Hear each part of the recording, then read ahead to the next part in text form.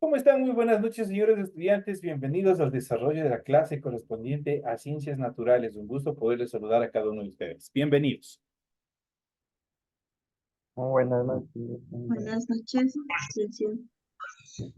Buenas noches. Sí, licenciado. Buenas noches, licenciado. Buenas noches, licenciado. ¿Cómo están? Muy buenas noches, mis queridos amigos. Un gusto poderles Licenciado, escuchar. buenas noches.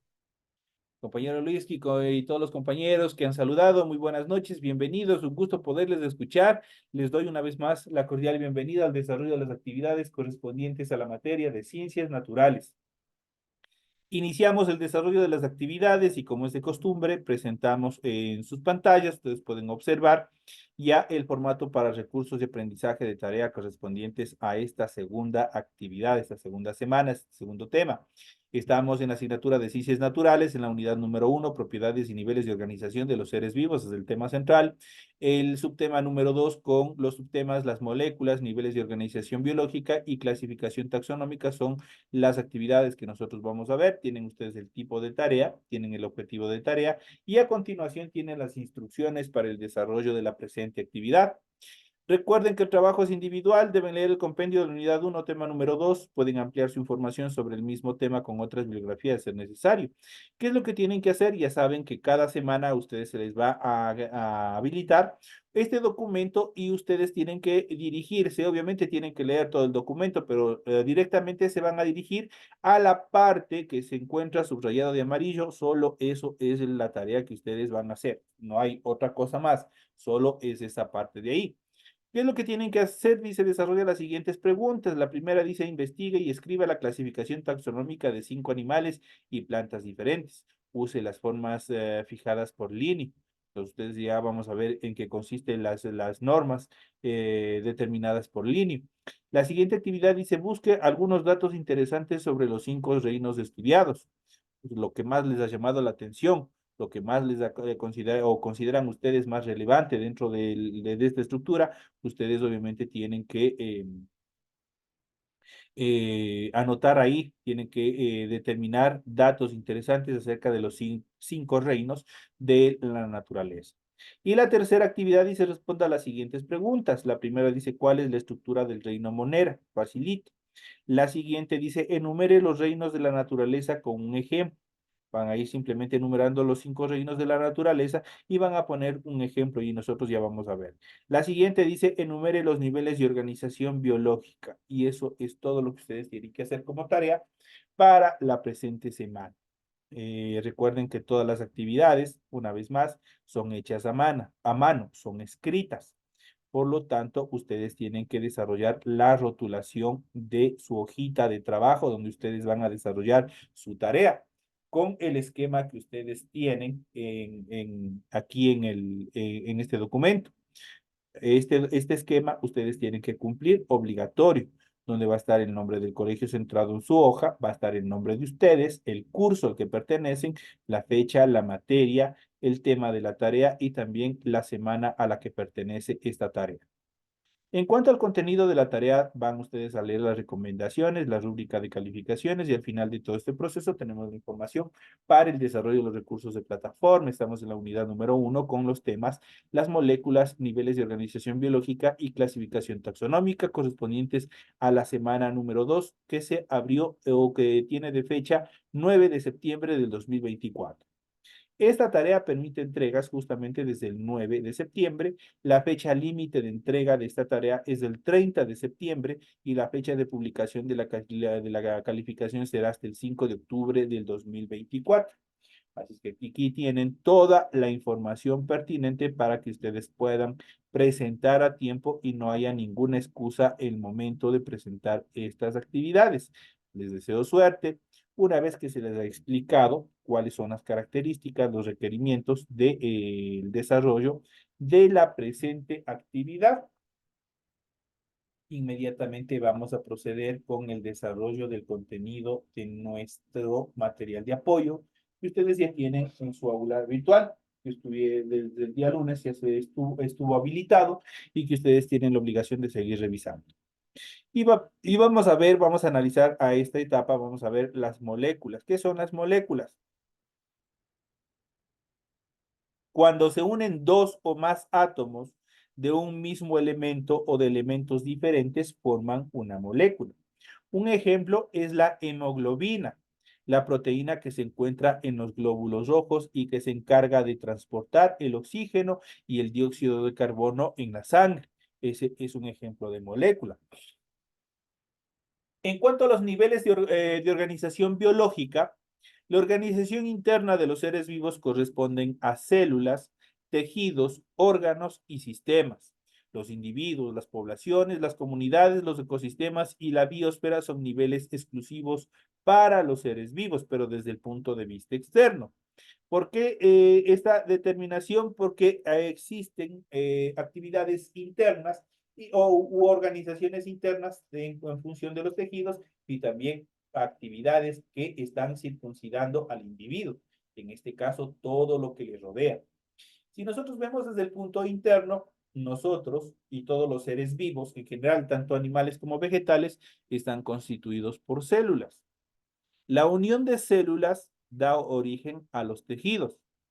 La unión de tejidos da origen a los órganos y la unión de órganos da origen a los sistemas, que obviamente completarán o darán origen al individuo.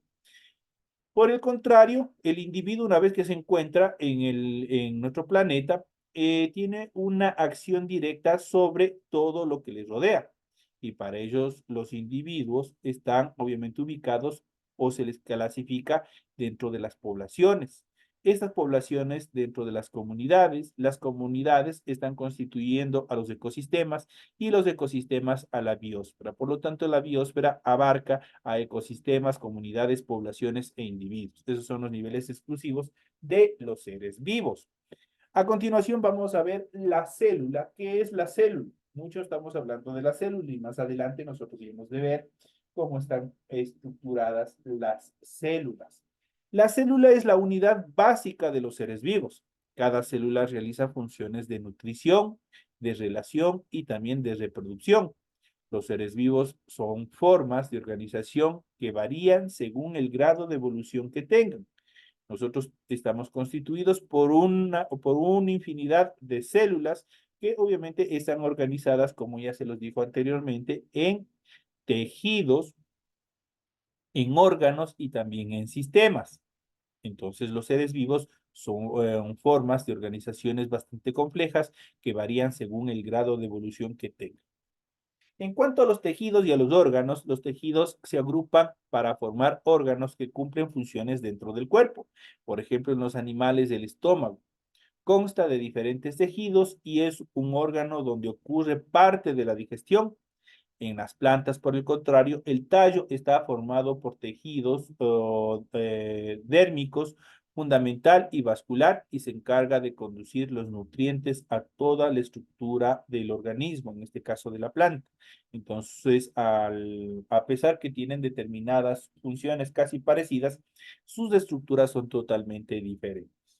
En cuanto a los órganos y a los sistemas, varios órganos se agrupan en sistemas para realizar una tarea coordinada. Por ejemplo, órganos como la boca, el esófago, el estómago, el hígado, el páncreas, el intestino delgado y el intestino grueso se asocian para realizar el proceso de la digestión. No pueden funcionar por separado. Todo está coadyuvado, todo está directamente correlacionado. Otros ejemplos de sistemas en el ser humano son los sistemas circulatorios, el sistema respiratorio y el sistema excretor, entre otros órganos o entre otros sistemas que están integrando nuestro organismo. El trabajo coordinado de las partes de un ser vivo constituyen un organismo viviente. En cuanto a las propiedades de los seres vivos, los organismos vivos presentan una serie de propiedades que les confiere ciertas cualidades conocidas como características. Los sistemas inanimados, en este caso, no las poseen. Recordemos que de forma general, la clasificación principal de los seres dentro de la naturaleza, nosotros tenemos los seres bióticos y los seres abióticos. Los seres bióticos son los que cumplen un ciclo vital, como es nacer, crecer, reproducirse, envejecer y morir, mientras que los seres abióticos no. Entonces, eso es una característica fundamental. Entonces, haciendo esta aclaración, los organismos vivos presentan una serie de propiedades. ¿Qué son las propiedades? Son las características de cada uno. Por ejemplo, yo si le digo, por ejemplo, deme la característica de una X compañera, te van a decir las características físicas propias de una mujer. Entonces, así, los seres vivos tenemos nuestras características propias dentro de la clasificación de las ciencias naturales o dentro del estudio de las ciencias naturales.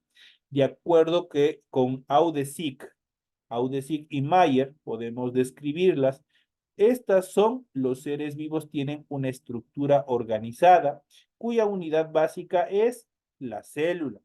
Su complejidad va en aumento. Los seres vivos tienen la capacidad de adquirir energía y materiales del exterior y los transforman. A esto nosotros denominamos metabolismo.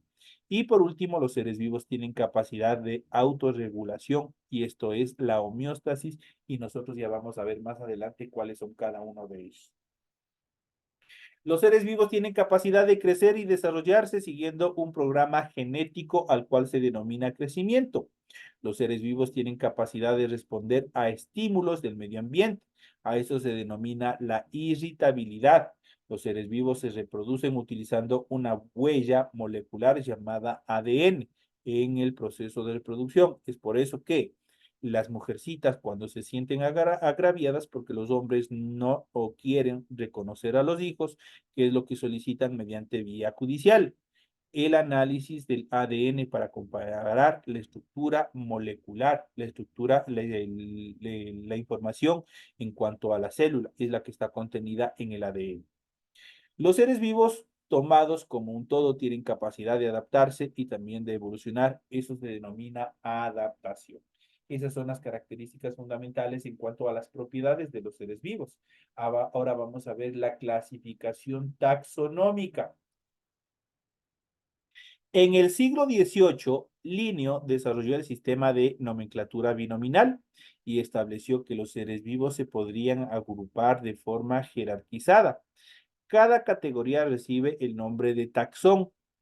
Las especies se agrupan en géneros, los géneros en familia, las familias en órdenes, los órdenes en clases, las clases en phylums y los phylums en reinos. Vamos a ver la clasificación taxonómica a continuación. ¿Qué es la especie? La especie es un concepto básico tanto para la nomenclatura como para la clasificación de los seres vivos. Una especie es un grupo de individuos que se reproducen entre sí y originan seres fértiles y similares a sus progenitores. Eso quiere decir que tienen determinadas características similares a sus padres. El nombre de una especie se compone siempre de dos palabras en lengua latina.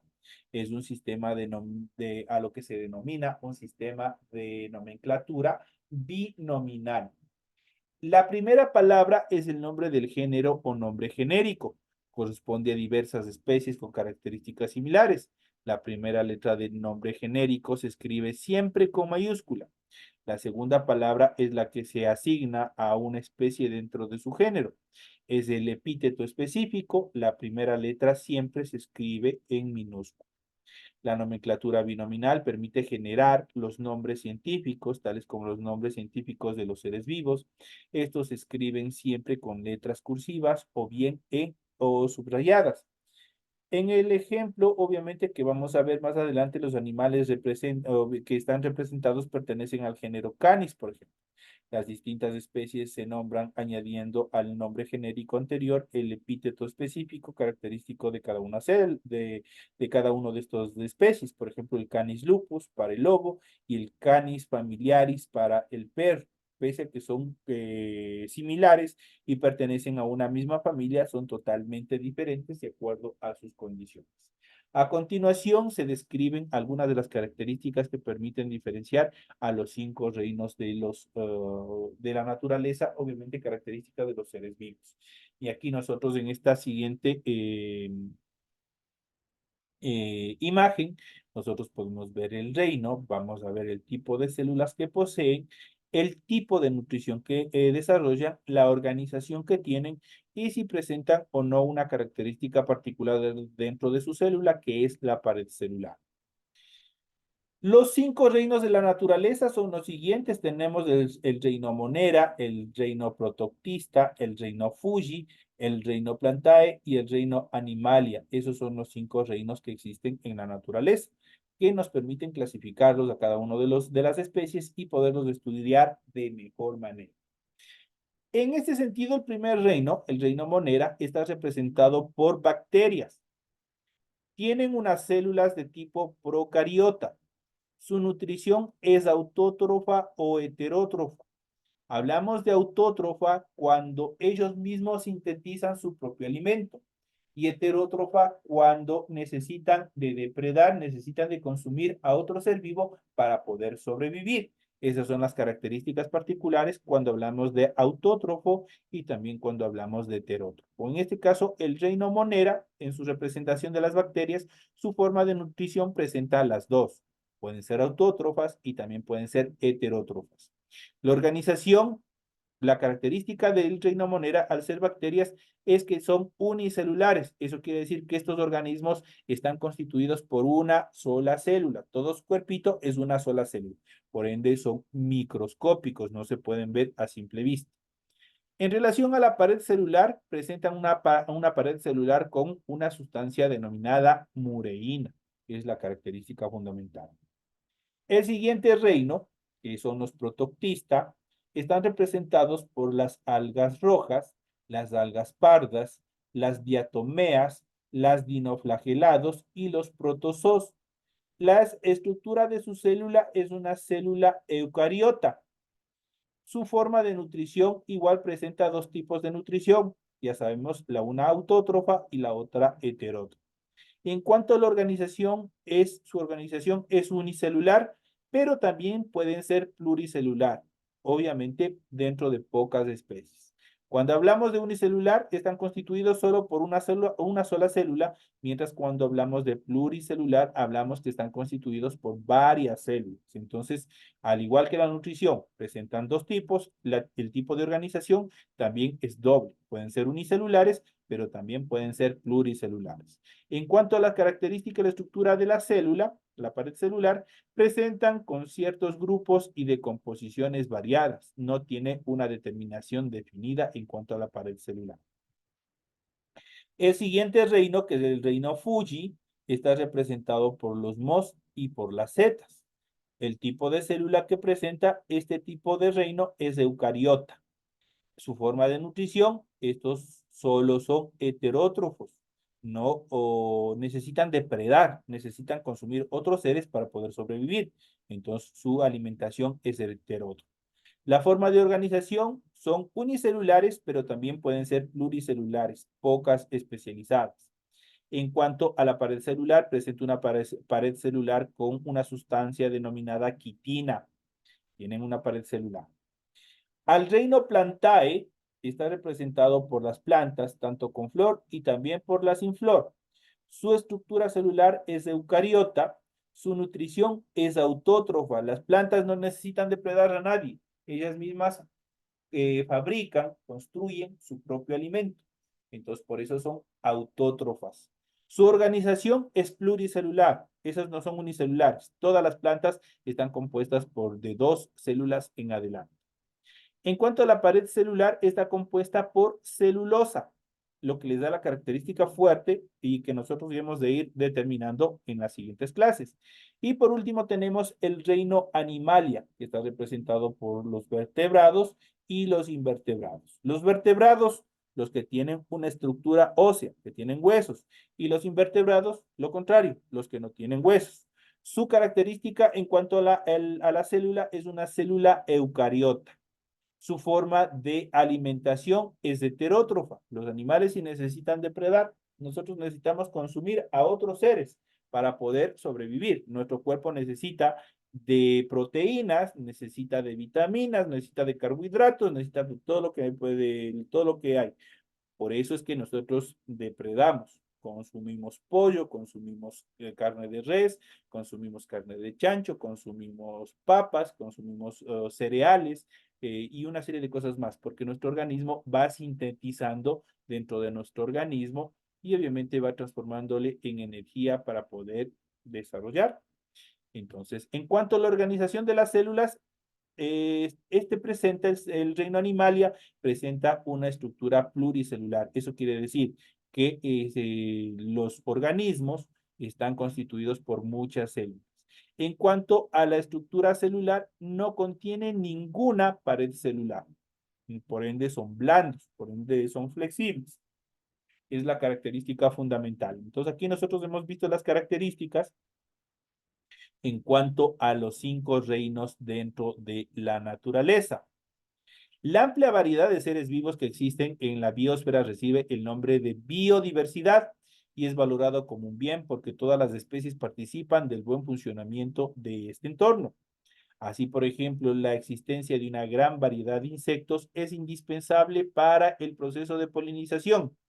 Si es que desaparecen las abejitas, desaparecen los insectos que aplican este proceso de polinización, los vegetales desaparecen, las plantas desaparecen, no puede, especialmente las plantas con flor, las que desarrollan, se reproducen por vía sexual, prácticamente desaparecerían. Si algo caracteriza a la vida es la gran diversidad de formas en que se presenta. De esta gran diversidad surgen dos necesidades fundamentales. Utilizar nomenclaturas de uso internacional que permitan identificar con claridad a los seres vivos y la segunda, clasificarlos para facilitar su estudio, es decir, agruparlos según tengan características similares entre ellos y distintas de los otros grupos. A continuación presentamos la clasificación basada en los 5 reinos y órdenes según la escala evolutiva. Esa clasificación, aunque contiene aspectos que están en discusión entre los especialistas, es la que en conjunto es más aceptada por la mayoría de la comunidad científica. Y vamos a ver, ya habíamos hablado anteriormente, y vamos a ir hablando, por ejemplo, del primer reino, en este caso es el reino Monera. Vamos a ver. Se los conoce habitualmente como bacterias, organismos formados por células procariotas. Dentro de este reino existen especies de gran importancia para el ser humano, en vista de que pueden ser patógenos, pero también pueden habitar nuestro cuerpo y crear una simbiosis con el ser humano. ¿Qué es lo que significa patógeno? Términos extraños para algunos. ¿Y qué significa simbiosis? Vamos a ver. Nadie ha preguntado, nadie ha dicho nada. Cuando hablamos de microorganismos patógenos, son peligrosos para nuestro organismo. Atacan, destruyen, dañan cualquier tipo de tejidos. Pero existen otros microorganismos que realizan una simbiosis. ¿Qué significa la simbiosis? Una correlación. Prácticamente viene a ser, dicho, pero en términos buenos, vienen a ser parásitos. ¿Por qué? Porque yo te ayudo en algo, pero tú me das algo. Entonces generan ese intercambio mutuo. Esto obviamente está presente, por ejemplo, en las bacterias que se encuentran en nuestro intestino. ¿Qué es lo que hacen nuestras bacterias? Todos tenemos bacterias en nuestro intestino. No podemos vivir sin ellas. Si alguien dice, uy, voy a tomarme algún medicamento para eliminarlos, se muere, porque necesariamente nosotros tenemos que tener este tipo de microorganismos en nuestro organismo para que descompongan los alimentos, para que estén en la flora intestinal. Ustedes han escuchado de la flora intestinal, ¿verdad? La flora intestinal es todo este reino o parte de este reino monera, pero en estructura positiva, que desarrolla una simbiosis especialmente con el ser humano. ¿Para qué? Para convivir entre los dos. Vuelvo y repito, yo tomo algo, pero te doy algo. Entonces están siempre correlacionados. En cambio, los patógenos no. Los patógenos son peligrosos. Los patógenos son los que desarrollan infecciones, los que desarrollan daños al tejido y a los organismos dentro de un cuerpo. El siguiente reino es el reino protoctista que habíamos visto en la claqueta anterior. Incluye algas, protozoos y mucilaginosos. Todos son eucariotas unicelulares o también pueden ser pluricelulares, aunque no llegan a formar tejidos. Son prácticamente escuálidos las estructuras que obviamente poseen.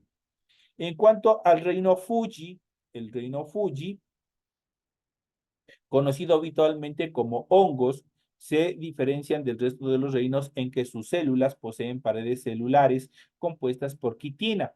Existen hongos de gran importancia como el que produce el antibiótico penicilina, obtenido del hongo Penicillium chirogenium. Ese es el nombre técnico, el nombre científico del hongo de donde se obtiene la famosa penicilina que muchas veces nos ha salvado la vida.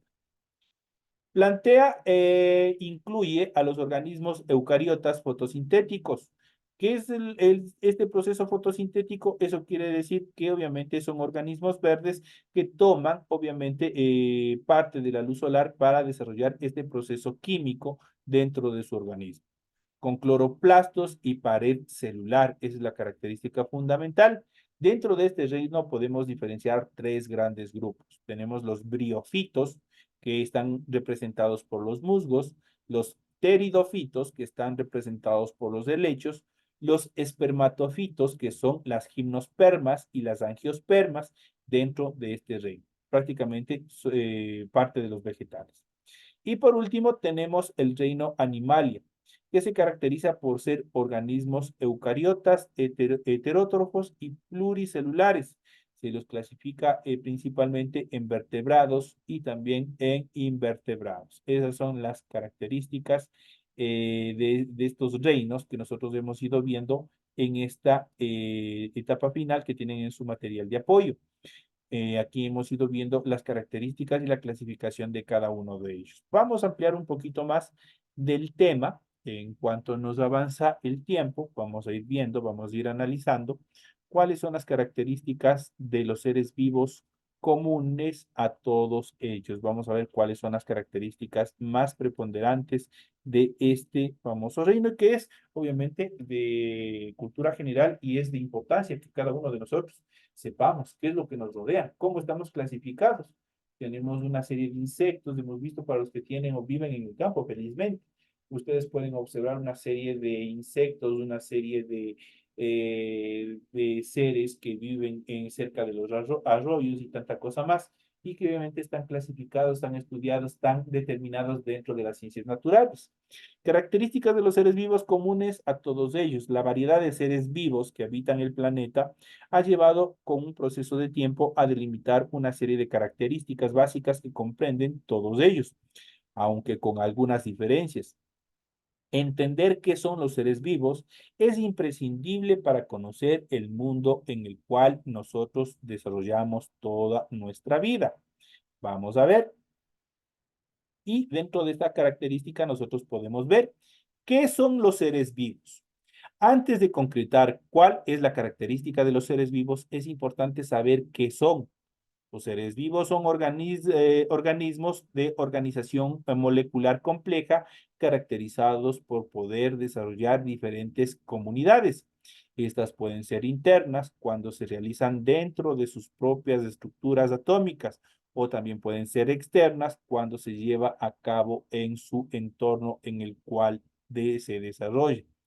Nuestro planeta tiene una serie, una infinidad de seres, los cuales obviamente los diferentes científicos, los biólogos, los han ido organizando, los han ido determinando para poderlos estudiar de mejor manera, desde los más simples, que son los unicelulares, hasta los más complejos, que son los pluricelulares.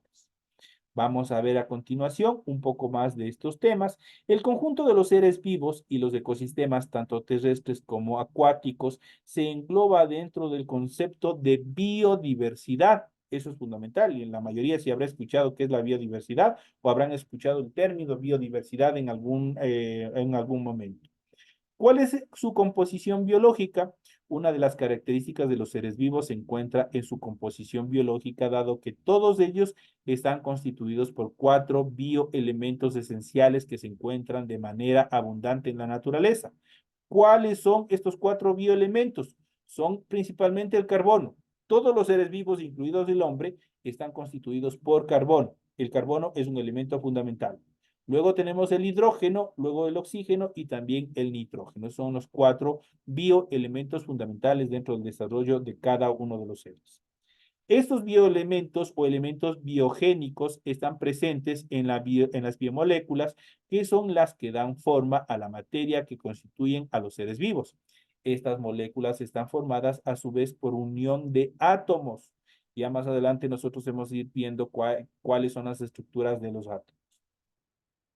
De estos bioelementos es importante destacar el papel del hidrógeno y del oxígeno, que dan lugar a las moléculas de agua. El agua, obviamente, ¿cuál es la fórmula del agua? Facilito, H2O. ¿Por qué es H2 y por qué es O? Porque tiene 2 átomos de hidrógeno y tiene un átomo de oxígeno, por eso es H2O. Y esta juega un papel fundamental en el funcionamiento de todos los seres vivos.